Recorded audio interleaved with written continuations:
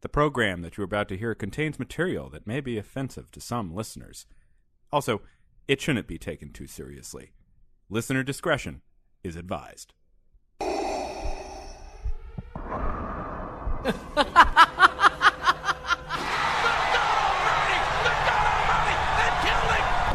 Go ahead. Make my day. 2, 1.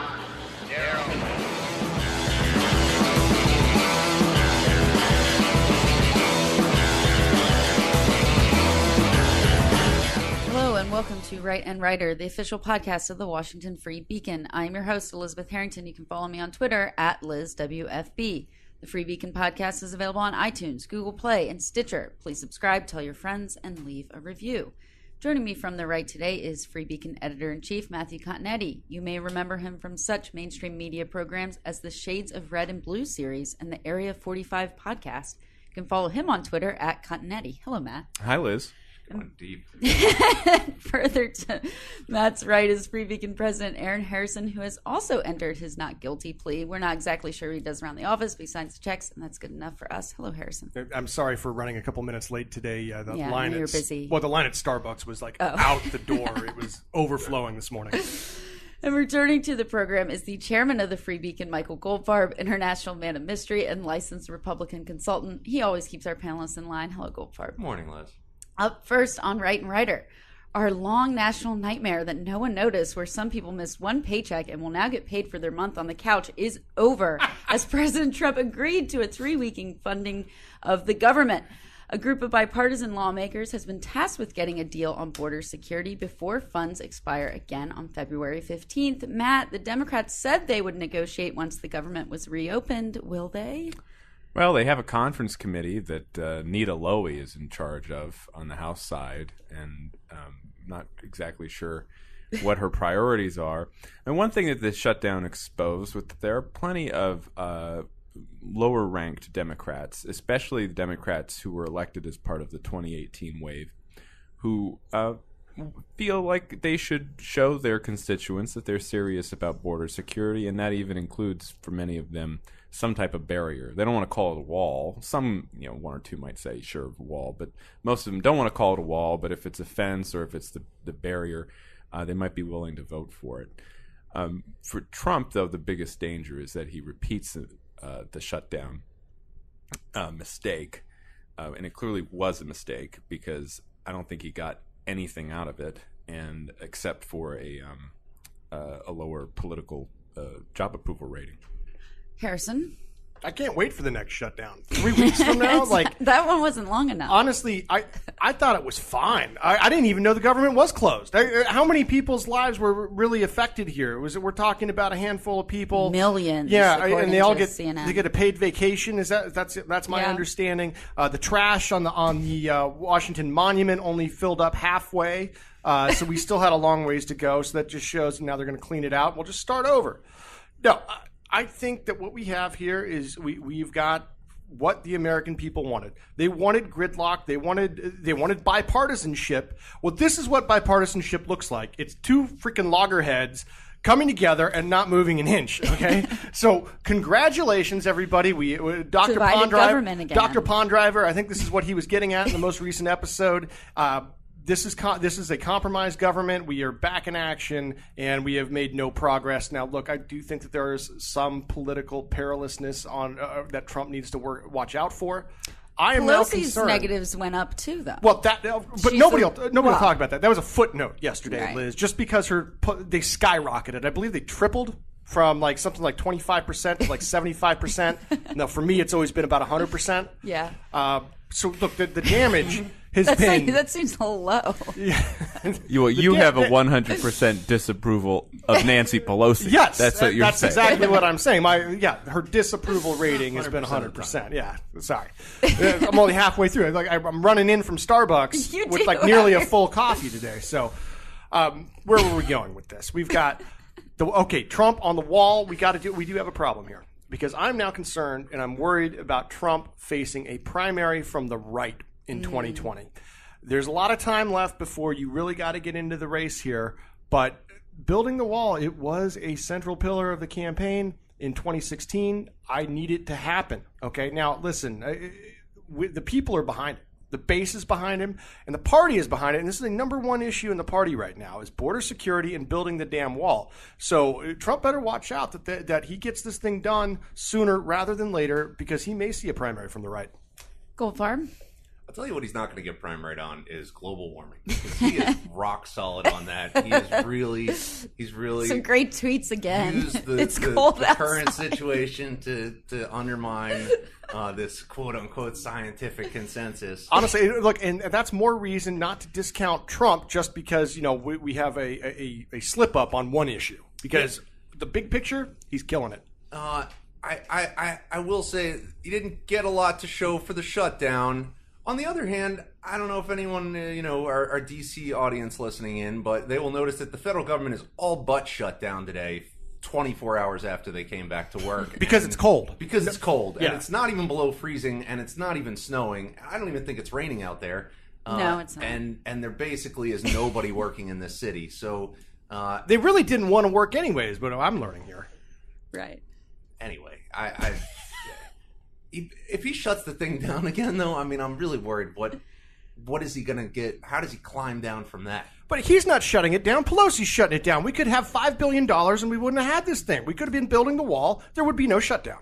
That's the argument that we had for the last 35 days, and that he eventually abandoned when the FAA started saying, Yeah. the planes aren't going to fly. fly. They've had a delay at LaGuardia. Right. Well, let's shut it. So we know what the tolerance is. 3 weeks. Okay, we go 33 days. A month. Okay, Over we go a a month. Well, basically, I can do a month. you don't really count the Christmas week. Yeah, and all I feel the like if they weekends. go So back, it's your not plan gonna is go that a the month government next should time. be shut down every other month? I think that works. 25% of the government, And I say shut it down maybe forever. at the end of this process she'll give in? I think the point is that we've got too big of government in this country. We spend too much money on people that have unnecessary jobs. Yeah. He might win the next one because honestly, they've now he was kind of humiliated. He did have to climb down. I think the world has sort of goaded him into shutting it down again. And if he's like, I'm not gonna be humiliated like that again. Well, what happens then? I mean, at some point, Pelosi may have to be like. Well, he probably just declares an emergency when they don't come to an agreement. If he's able to somehow get the message right and say, here's the deal I've offered, and it's a deal that most people agree with, and it involves the dreamers say, and it's just limited to that. And plan just relies on message discipline. Am I understanding that correctly? That's my point, is that he probably won't be able to do that. And so, I don't see how it ends well. Liz is right. It may end with his declaration of emergency on the border, but that is going to be enjoined by the courts almost instantaneously. So it just gets us out of this kind of, eternal recurrence we're in. All right, up next, the 2020 Dems continue their march to the left when Pocahontas is not envying NFL owners' yachts. She's nerding out, talking about nationalizing corporations. Kamala Harris kicked off her campaign in Oakland and then quickly called to eliminate all private health insurance. But the real buzz is around former Starbucks CEO Howard Schultz, who is seriously considering running for the White House as an independent. Harrison, he's sipping tea and talking spirituality with Gwyneth Paltrow. He's defending billionaires. He showed so much charisma on 60 Minutes. I think he really has a chance. Look, I like this move, and I like it a lot. And I like it for a couple of reasons. Number one, I can now own the libs by going to Starbucks in my MAGA hat. You already as have. I did this morning. And let me tell you something. I was not alone. The MAGA men and women throughout this country are storming the gates of Starbucks. It is now our new favorite coffee. And this is a total... What the hell? We love Starbucks now. Look, I think this is just a brilliant play on their part because let me tell you something. They were losing the coffee wars. There is a huge coffee war going on in this country, especially in this city of Arlington, Virginia right now between 7-Eleven, Dunkin' Donuts, and Starbucks. Starbucks always had the convenience of the app and the ubiquitousness of being everywhere. Dunkin', better quality, better tasting coffee, and just as easily accessible. And they've been starting to really up their game by handing out this perma coupon that you have for a $2 coffee anytime, any place, and it's like a 3-month coupon. Where is a Dunkin' around here? It's just up the street, courthouse. I know exactly where All it is. right. I'll tell you after the show. And then 7-Eleven has stepped their game up with these automated coffee makers with the beans that you just press a button. You can have literally anything you want, and that's only $2 for like any size. It's amazing. So this is a brilliant play to bring people back to Starbucks, to show not only their support for this president, but show support for fine tasting American coffee. It's an American company. It employs a lot of people. Now I do have my side of wokeness when I walk into Starbucks, but I'm all on Schultz 2020. My only concern after watching really bring this country together. My only concern after watching 2020 or 60 Minutes with Schultz is that I'm afraid this guy doesn't have enough charisma, and he's not going to peel off enough Democratic votes. Yeah. Like, I need a little more fire in the belly. I understand what he's doing. I love it. I support the cause. And, so look, I'm looking for big things out of the centrist middle here. Right, Matt. The Democrats are proving Schultz's case for him. He comes out in the 60 Minutes interview and says, look, I'm a Democrat, but the party's gone far to the left. And what happens? Within 24 hours, Kamala Harris says that it's time to move on from private insurance, meaning employer-provided insurance. And Schultz is heckled by a crazy lefty who calls him an a-hole, in the middle of public. And he gets a first taste of the mob, the left-wing mob that is throughout this country and rampant. So I think he has a case to make. And, what's interesting is, he could serve as kind of like an anchor for the Democrats. This threat of it being able to siphon off votes might actually make them think responsibly about who they choose to be the alternative to Trump. I don't know. Goldfarb?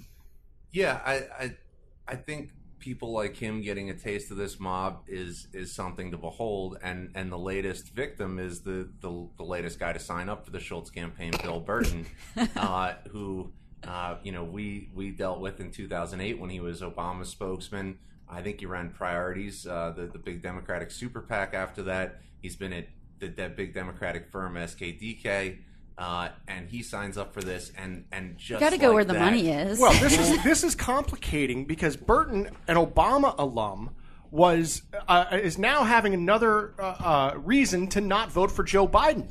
Why can't Joe Biden convince anybody that's ever worked for him to support his presidential campaign? It's amazing. Burton's like, oh, we're Democrats. I'm a Democrat. I love the policies of the country. Schultz does 90% policies that are Democratic. And here he is. He has the opportunity, as Joe Biden is teasing an announcement of whether he's going to get in or not over the next couple of weeks. And Bill Burton can't wait to not endorse Joe Biden. It is truly fascinating. No, but I just watch these people, and it's like, is there any job in the world easier than doing comms for the Obama campaign? Right? I mean, that is like easiest job in the world. It's an old joke. It's like being the weatherman in Ireland. Like, it's going to rain, and you're going to be right about it. Yeah. Now they go to a super PAC, and you do dark money and this and that, and they get nothing but love from the press. And all of a sudden, they connect with this guy who's a total lefty. And the world is turned on them, and I just think it's fascinating to watch, and I can't wait to see them try and struggle through it and see how they do. Well, Liz, just what you touched on Elizabeth Warren. I just want to get back to this. I did find it ironic that the yacht owner that she attacked was Dan Snyder, the owner of the Washington Redskins. Just going to throw that out there. All right, up next, President Trump relishes the role as White House tour guide, the Washington Post reports, and has taken hundreds, if not thousands, of people upstairs to the residence, which makes him more open and transparent than his predecessors. He loves to boast about the beautiful art and renovations he's made, and the Post also notes Trump keeps showing White House guests where Bill Clinton and Monica Lewinsky had sex during the tours, making various comments about the former president and his affair with Lewinsky. Then a White House intern, Harrison, isn't it nice to have a president with such a rich appreciation of history? Look, if this shows one thing, that Donald Trump is one of the most gracious hosts in history. He has arguably the most famous home in world history at this point, and this is what the people want when they come into the White House. That's what I would want if I'm ever given a personal tour by the President of the United States of his home residence. I want to know where all the historic... You're saying he hasn't brought you in there already? Listen, I have not been allowed on White House grounds in over 15 years. Okay, and that was the last time I was on a tour in high school. I believe. They know better. But listen, one day I will be back in there, and these are the things that I'm going to want to see. I want to see that private office off the Oval Office, right, where Bill and Monica would have certain trysts. I also want to see the desk in the Oval Office, because that's where a lot of the action happened too. And I think a lot of people have seen that at locations. So I don't really get the big deal here because Bill and Monica were getting together all over the damn place. So knowing So it much or not, history. they've seen it. And that's Bill Clinton. That's his mark that he left for better or worse on American history. And I'm glad that President Trump has an appreciation for modern American history and is able to relate that to visitors to the White House. Matt, this Washington Post story, I love it. It used to be that Trump called it a dump, right? He hated living in the White House. Now this article basically saying he likes it too much and he's having too much a good time showing everybody in the White House. The article, it shows this side of Trump's personality that I don't think the public is exposed to, which is that he's actually kind of a friendly, charismatic, fun guy to be around. Right. And we kind of got a glimpse of that way, way back at the Iowa straw poll when he was taking the kids up to the house. That was awesome. And the kid was he's like Batman. And that was, someone. He needs to show this Someone side. reminded me of this saying from Christopher Hitchens, which is it's always the guy who's having the most fun is the one that wins. And that was clearly Trump in 2016. He was having the most fun. It's clear now he's not having any fun at all. He hasn't gone. He has not left this city in I think in almost 2 months. No, he's he having never. Right. Let me finish. He never leaves the White House except to go to a fundraiser last night. He doesn't have any events on the schedule. You get the schedule every day, and it's no public events. Or sometimes it's a lunch, which is always at 12:30, meaning he's spending the morning just watching television and tweeting about it. He needs to restore that sense of fun, or else he's in serious trouble. My favorite, well, he already is in serious trouble. If he doesn't restore the sense of fun, there's no way getting out of this trouble. I'm not sure how you see that and say that he's not having a great time. I think he's having such a good time he doesn't want to leave. I think he, though, does. Did he look like he was out. having fun on Friday? When he gave that ridiculous speech about the end of the shutdown at like 12 volume level 12. No, but Nobody's he was having the having fun time of his anymore. life with the 1,000 Big Macs. I that mean, he if had. you look at the Democrats, Yeah, you got that was Beto right. That was right. skulking That was around the last country. time. Yeah. Beto's skulking around the country. You got Kamala Harris, who's is that what fun looks like for a Democrat? Hey, I guess that's Scolding. the closest they get. No one's having fun right now. I'm talking about the incumbent. Howard Schultz is having a blast. Howard Schultz is not having fun. He's not having a fun 24 hours. He needs to embrace his new base of support, which are My favorite. MAGA voters. I just want to finish with Yeah, my yeah. favorite part of the story, which is when he shows the people the study where he watches TV, and he says that all Obama did all day was watch basketball, but my TV's bigger than his. I mean, Just the complexities of Donald Trump. It's just fascinating to begin to think about what's going on when he says something like that. I mean, all true, all provable facts. Yeah, there was a hole in the wall, too. He said, now it's time to check in with our noted pop culture expert, Cassie Schur. Hello, Cassie. Hello, Liz. What's going on? A lot. Because, again, we had another great episode of The Bachelor last did. night. They started off the show by taking all of the girls and Colton to Singapore. Colton said, Which they were very... I've never were- seen people so excited in my life. last season they went to Richmond. Right. So I understand the excitement. Yeah, they thought... Chris Soul's season they went to Iowa. So I get it. So they got a boost in the budget. It's Yeah. back. All right. One of the girls did note that this is Colton's first time leaving North America. And Really? I made the hilarious... So many firsts. I for made him. the hilarious joke last night that it's the furthest he's physically gone. Oh. I got a lot of laughs on that one, so I had to repeat it. So they go, and the first one-on-one date is for Tayshia, who admits to Colton that she's been previously married. Right. They all have such deep, dark secrets. Yeah, everybody's got to admit their trauma. Right. So for their date, they do a bungee, which Colton says he's never tried anything like this before because he was scared to hurt his body due to his NFL career. Right. So he says that they are going to find out if he's scared of heights, and turns out he is. She gets a rose, kind of boring. Right. Back I at would the- not. I would have refused to go on that date. I would not be bungee I want to do jumping. that date in America. I feel like I need some protocols on bungee jumping in foreign countries. Absolutely I don't like not. Is Singapore the country where they cane you for chewing gum? Is that the one where gum chewing is illegal? Yeah. Yeah, it is. Okay. So that's what they should have done. That would have been a hell of a date. See if you can survive. Yeah, take some of the risks. Big Red and get out there and see if you can chew some gum and set the world record longest kiss, which they do on every other season. Right. Yes. So back at the house, the girls are eagerly awaiting to see who's going on the group date and who gets the last one-on-one. There's still some pageant girl drama. So Right. Hannah is very upset when she finds out she is on the group date and Kaylin gets that last one-on-one. So they go on their group date where they just walk around eating gross things. And then they put leeches on their body.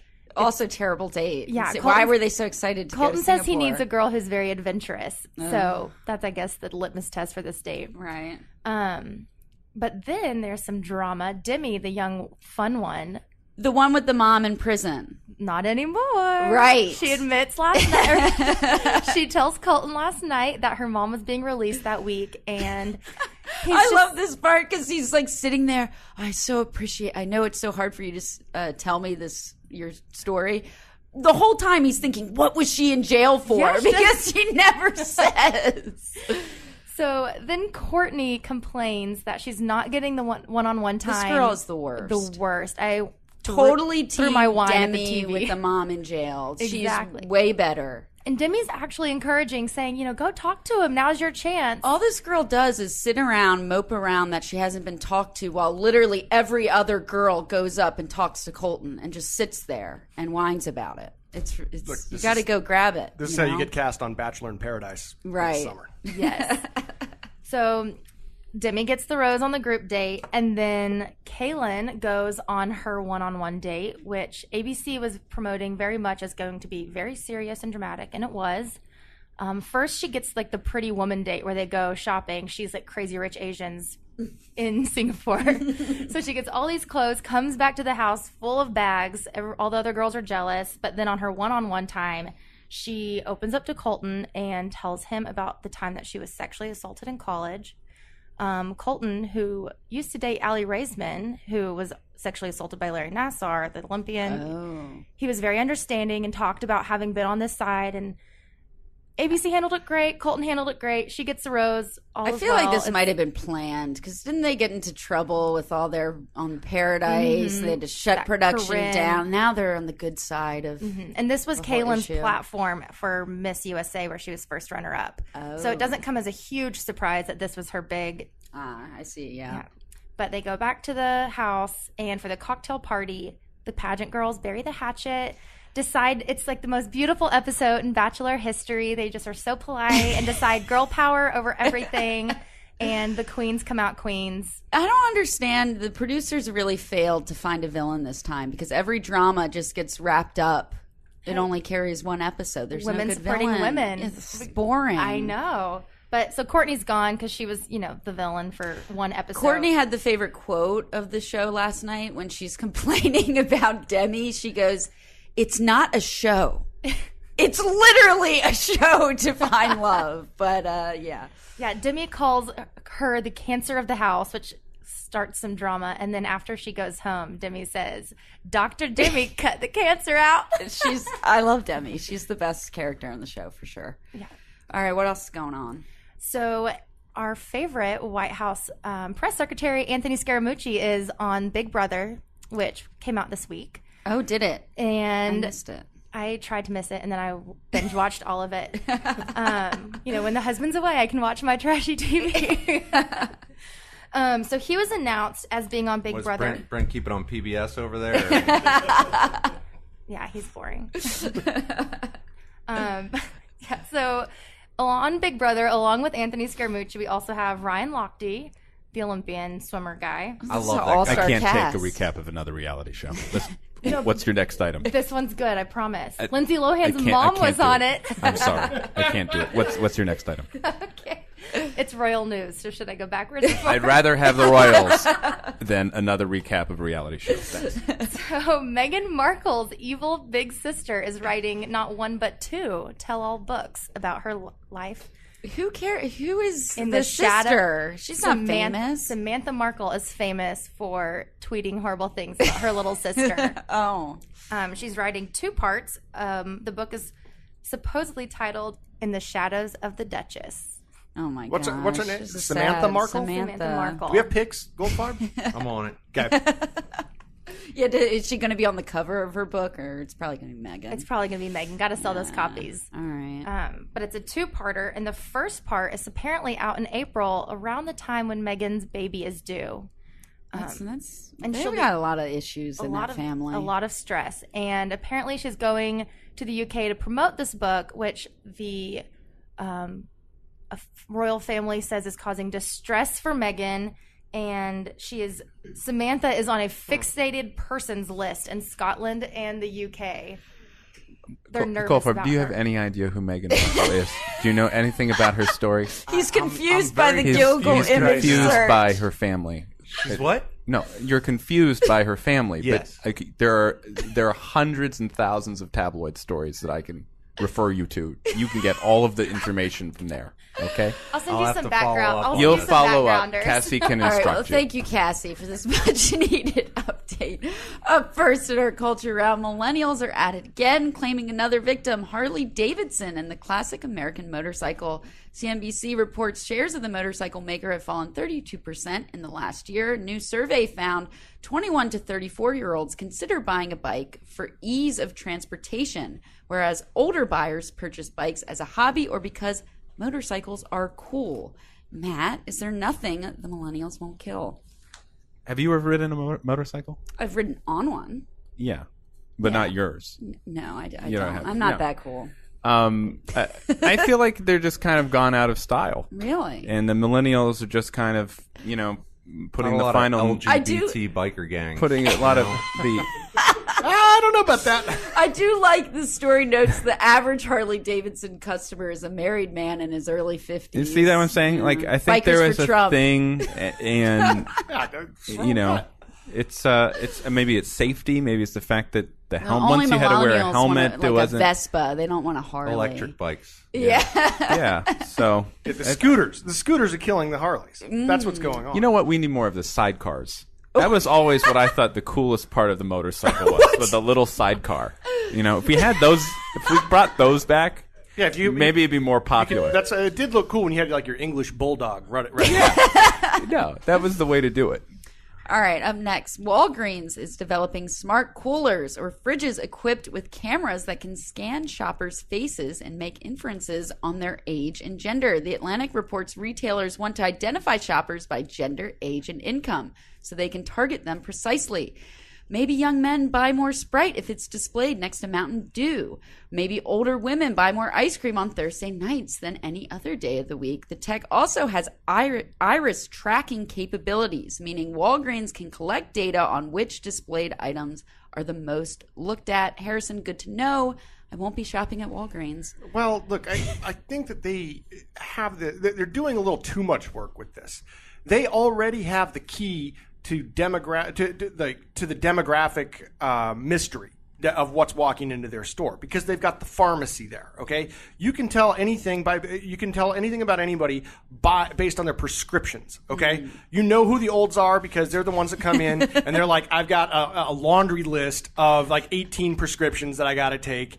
You got the young women, they want the birth control, and then you got the young dudes come in there because they don't have a prescription, so you just send them to the beer aisle because that's the only thing that they would go to Walgreens for. So to me, I think they already have all this information. They just need to move the pharmacy to the center of the store, and then you can start branching people out based on what they're picking up. Matt, what do you think of this?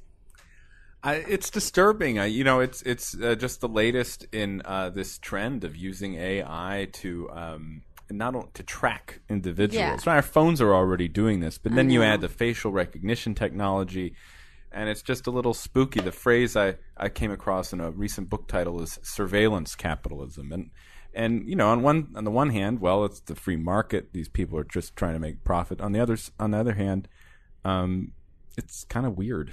It is weird. Gold Farm? No view. No view. What are you buying at Walgreens? I don't go to Walgreens. I don't even know either. where a Walgreens is. Do they even have them around? There's one in Chinatown. Yeah, they've come to this area. Yeah, they've broken up the What's CVS CVS? monopoly a little bit. Yeah. No, I just think that this is already going on with the internet. I mean, look at these stupid Apple, the iPhones are spying on you before yeah. you even pick up the phone now. I don't even Yeah. know how the hell that bug got out there, but yeah, if you FaceTime somebody, apparently, if the phone's ringing, you now have access to whatever is going on the other end of the line. So yeah, they're spying. I'm not, other than just unplugging altogether and getting off Twitter. I don't know how you can, how else you can protect. Doesn't everybody always buy the I know. exact same things No, when they go to the store? no kid is buying the Sprite because it's next to the Mountain Dew, like this article said. It's just, I think marketing's stupid. Well, I don't know about that. I mean, just look at all the attention that Bezos has paid to how they stock the shelves once he got Whole Foods, and there's a real science to it. That's how they manipulate us. That's why they put the gum next to the cigarettes. Right. All right. Now, for the great injustice of our time, dozens of cities and states have joined the cause of potty parity, or equal wait times in line for the bathroom for men and women. Activists are calling for a change in plumbing codes to build more stalls for women in public bathrooms because, you see, standers are faster than sitters. But no, it is sexism that keeps women waiting in line. The Atlantic reports, quote, "It still remains a huge problem today overall," said Catherine Anthony, an architecture professor at the University of Illinois who has studied the issue for more than a decade.